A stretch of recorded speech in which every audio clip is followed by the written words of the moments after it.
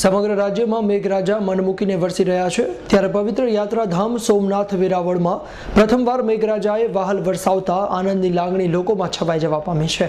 વેરાવળ પંથકમાં પડેલા વરસાદથી મહેરથી હિરણ નદીનો ઉમરેઠ ડેમ છલકાતા નીચાણવાળા 13 જેટલા ગામોને એલર્ટ જાહેર કરાયા છે।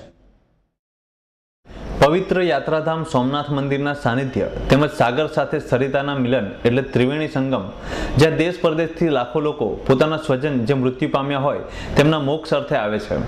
તેમજ ઉપરવાસમાં વરસાદ ઉપરાંત વેરાવળમાં પડી રહેલા અવિરત વરસાદને કારણે વેરાવળની હિરણ નદી બે કાંઠે ગાંડીતુર બની વહી રહી છે। હિરણ નદીના ઉમરેઠ ડેમમાં પાણીનો અવિરત આવરો રહેતા ડેમ છલકાતા વેરાવળવાસીઓ નદી કાંઠે ત્રિવેણી સંગમના નજારાને નિહાળવા ઉમટી પડ્યા હતા। જોકે કોઈ અનિચ્છનીય બનાવ ન બને તે માટે તંત્ર પણ ખડે પગે રહ્યું હતું, જ્યારે ડેમ છલકાતા 13 જેટલા ગામોને એલર્ટ કરાયા હતા।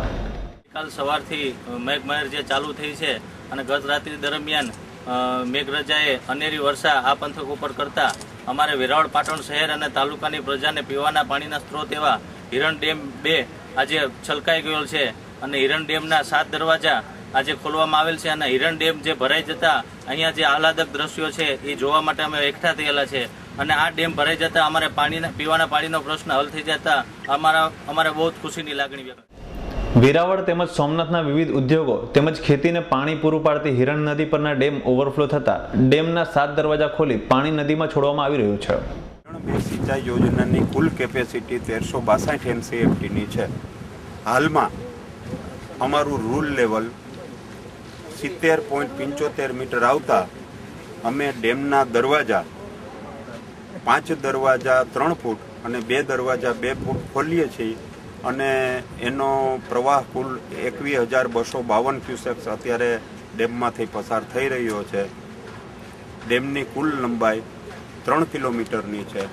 આપણે વેરાવળ આ સિંચાઈ યોજનામાંથી વેરાવળ મ્યુનિસિપાલિટી, સૂત્રાપાડા નગરપાલિકા, 42 ગામ વેરાવળ તાલુકાના, 16 ગામ ચોરવાડ તાલુકાના, શ્રી સોમનાથ ટ્રસ્ટ બધાને અહીંયાથી આપણે પાણી પૂરું પાડીએ છીએ અને હાલનો આ જથ્થો 1 વર્ષ માટે બધી સંસ્થાઓ આરામથી ઉપાડી શકે એટલો જથ્થો આપણે આવી ગયો છે અને હાલમાં અમારે રૂલ લેવલ જાળવવા માટે અત્યારે ડેમમાંથી જેટલી પાણીની આવક છે તેટલું પાણી અમે પસાર કરી રહ્યા છીએ। અત્યાર સુધીમાં આ ડેમ ઉપર કુલ 463 મિલીમીટર વરસાદ થયો છે।